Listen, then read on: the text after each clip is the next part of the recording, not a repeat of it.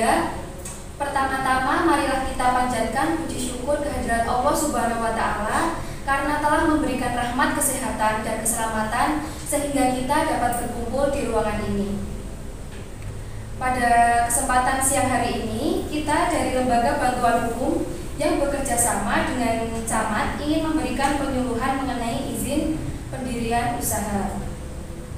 Sebelumnya, perkenalkan nama saya Yusfira Febriati yang akan bertugas sebagai moderator pada siang hari ini. Baiklah hadirin sekalian, kini saatnya kita mendengarkan penyuluhan bantuan hukum dari Ibu Muftiah. Baik, untuk Ibu Muftiah, waktu dan tempat saya persilahkan. Baik, nama saya Muftiah Aulia Unisa. Di sini langsung saja saya akan menyampaikan terkait penyuluhannya. Bantuan hukum diatur dalam Undang-Undang Nomor 16 Tahun 2011 tentang bantuan hukum. Bantuan hukum adalah jasa hukum yang diberikan oleh pemberi bantuan hukum secara cuma-cuma kepada penerima bantuan hukum. Penerima bantuan hukum adalah orang atau kelompok orang miskin. Pemberi bantuan hukum adalah lembaga bantuan hukum atau organisasi kemasyarakatan yang memberi layanan bantuan hukum berdasarkan undang-undang ini. Menteri adalah menteri yang menyelenggarakan urusan pemerintah di bidang hukum dan HAM. Standar bantuan hukum adalah pedoman pelaksanaan pemberian bantuan hukum yang ditetapkan oleh menteri. Kode etik advokat adalah kode etik yang ditetapkan advokat yang berlaku bagi advokat. Adapun pengertian dari izin usaha mikro dan kecil adalah tanda legalitas kepada seseorang atau pelaku usaha tertentu dalam bentuk izin usaha mikro dan kecil dalam bentuk satu lembar. UKM seringkali menghadapi persoalan hukum yang berkaitan dengan merek, paten, izin usaha, pajak, pungutan liar, perjanjian pembiayaan atau pendanaan dengan pihak ketiga. Adapun selain itu, pemerintah dinilai kurang memberikan perlindungan untuk UKM yang diperparah dengan minimnya pengetahuan UKM tentang hukum. Legalitas usaha merupakan masalah utama yang menjadi perhatian masyarakat. Sebagian masyarakat menyadari bahwa perizinan usaha mereka bukanlah skala prioritas, karena mereka juga belum tahu bagaimana dan di mana mengurus surat izin berusaha. Keadaan menjadi sulit jika terjadi penertiban dari instansi terkait menyangkut aspek perizinan usaha mereka. Bila mereka tak memilikinya, maka barang dagangan mereka dapat disita dan terhentinya usaha mereka. Dalam hal ini, mereka tak memiliki perlindungan hukum, posisi mereka lemah. Pemerintah sudah memberikan berbagai kemudahan dalam pengajuan izin usaha kecil dan mikro. Pengajuan dapat dilakukan melalui datang langsung ke kecamatan. Tentunya harus melewati berbagai persyaratan seperti yaitu mengisi formulir dan melengkapi dokumen yang diperlukan proses pengurusan izin hingga mendapat nomor izin berusaha atau NIB. Ini tidak dikenakan biaya atau gratis. Adapun permasalahan yang sering terjadi yaitu keluhan para usaha yang ternyata mereka juga belum mengetahui cara mengajukan pinjaman ke perbankan untuk mengembangkan usaha mereka. Selain itu juga tidak jarang mendapatkan perlakuan tidak jujur dari aktivitas transaksi dengan konsumen. Penipuan berbagai modus membuat mereka mengalami kerugian, dan dari pengalaman yang mereka kemukakan ternyata ada juga pembeli yang tidak jujur. Pembeli menipu mereka dengan meminta uang pembagian lagi yang sebenarnya mereka sembunyikan. Nah, dengan berbagai contoh masalah tersebut, kemudian para pelaku usaha senantiasa waspada dengan modus-modus para pelaku. Dan yang terakhir, bertindak tegas dengan mengancam akan melaporkan ke pihak yang berwajib, serta pendampingan perlindungan hukum juga dapat diberikan kepada para pelaku usaha bila perniagaan mereka diselesaikan ke pengadilan. Mereka dapat menghubungi lembaga-lembaga bantuan hukum terdekat untuk meminta pendampingan hukum. Tujuannya yaitu untuk memberikan kepastian hukum dan sarana pemberdayaan bagi pelaku usaha mikro dan kecil atau yang kita sebut PUMK dalam mengembangkan usahanya. Prinsip pemberian IUMK yaitu prosedur sederhana, mudah dan cepat, lalu keterbukaan informasi bagi pelaku usaha mikro dan kecil, serta kepastian hukum dan kenyamanan dalam usaha.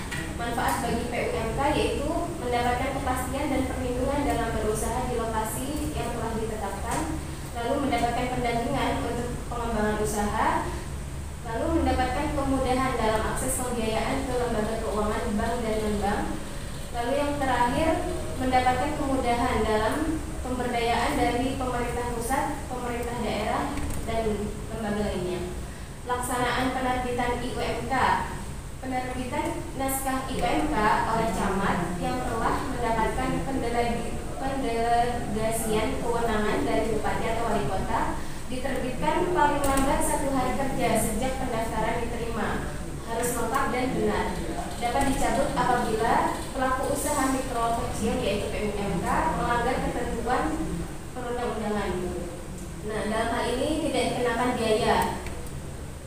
Lalu untuk selanjutnya, syarat dan tata cara pemberian bantuan hukum. Pengajuan permohonan bantuan hukum secara tertulis kepada pemberian bantuan hukum harus melampirkan yang pertama yaitu fotokopi KTP atau dokumen lain yang dikeluarkan oleh instansi yang berwenang. Lalu yang kedua, surat keterangan miskin dari lurah, kepala desa atau pejabat yang setingkat sesuai dengan domisili pemohon bantuan hukum.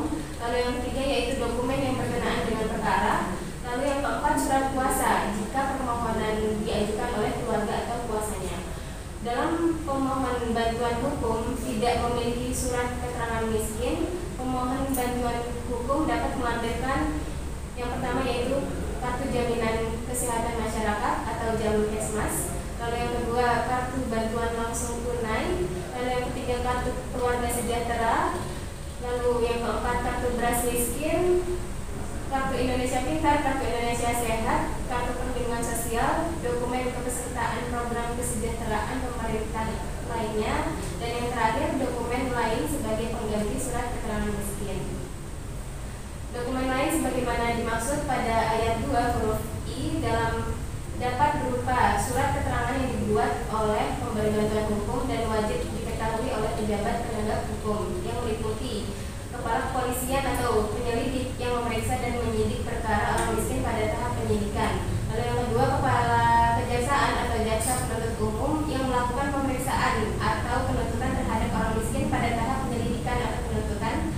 Lalu yang ketiga, kepala rumah tahanan negara jika penerima bantuan hukum adalah tahanan miskin. Lalu yang keempat, kepala lembaga permasyarakatan jika penerima bantuan hukum adalah narapidana miskin. Lalu yang terakhir, ketua pengadilan atau ketua majelis hakim yang memeriksa perkara orang miskin.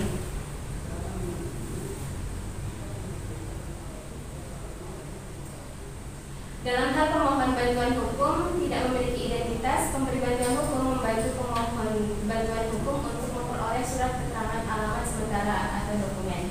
Surat keterangan alamat sementara atau dokumen lain harus diketahui oleh lurah, kepala desa atau pejabat yang setingkat di tempat tinggal pemberi bantuan hukum. Hak dan kewajiban penerima bantuan hukum yaitu yang pertama, penerima bantuan hukum berhak 1. Mendapatkan bantuan hukum hingga masalah hukumnya selesai. Lalu yang kedua, mendapatkan bantuan hukum sesuai dengan standar bantuan hukum atau kode etik advokat. Lalu yang ketiga, mendapatkan informasi dan dokumen yang berkaitan dengan pelaksanaan pemberian bantuan hukum sesuai dengan ketentuan peraturan perundang-undangan. Lalu yang kedua yaitu penerima bantuan hukum wajib menyampaikan bukti, informasi atau keterangan perkara secara benar kepada pemberi bantuan hukum. Lalu yang kedua, membantu kelancaran pemberian bantuan hukum. Adapun alur pemberian bantuan hukum yaitu penerima bantuan membuat permohonan secara tertulis yang berisikan identitas pemohon dan uraian singkat pokok persoalan dan dilampiri surat keterangan miskin dari lurah atau dokumen pendukung lainnya. Lalu permohonan tersebut diajukan ke lembaga pemberian bantuan hukum yang akan dituju untuk diperiksa kelengkapan persyaratannya dalam waktu paling lama 1 hari kerja.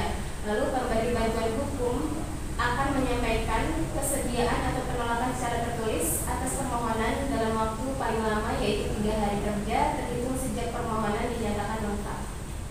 Baik, itu tadi yang dapat saya sampaikan terkait penyerahan bantuan hukum dalam perizinan usaha. Untuk selanjutnya saya kembalikan kepada moderator. Baik, terima kasih untuk Ibu Muftiah untuk penyampaian materi mengenai bantuan hukum dalam perizinan usaha, baik untuk para pelaku usaha maupun masyarakat yang telah disampaikan. Semoga dapat menjadi acuan bagi pelaku usaha kecil maupun menengah agar terhindar dari konflik atau permasalahan yang timbul dalam menjalankan kegiatan usaha. Selanjutnya, apakah ada pertanyaan yang ingin disampaikan mengenai bantuan hukum dan perizinan usaha? Ini cukup. Tidak ada. Baik, karena tidak ada yang ditanyakan, marilah kita tutup acara pada siang hari ini dengan bacaan Alhamdulillah. Alhamdulillah Rabbil Alamin.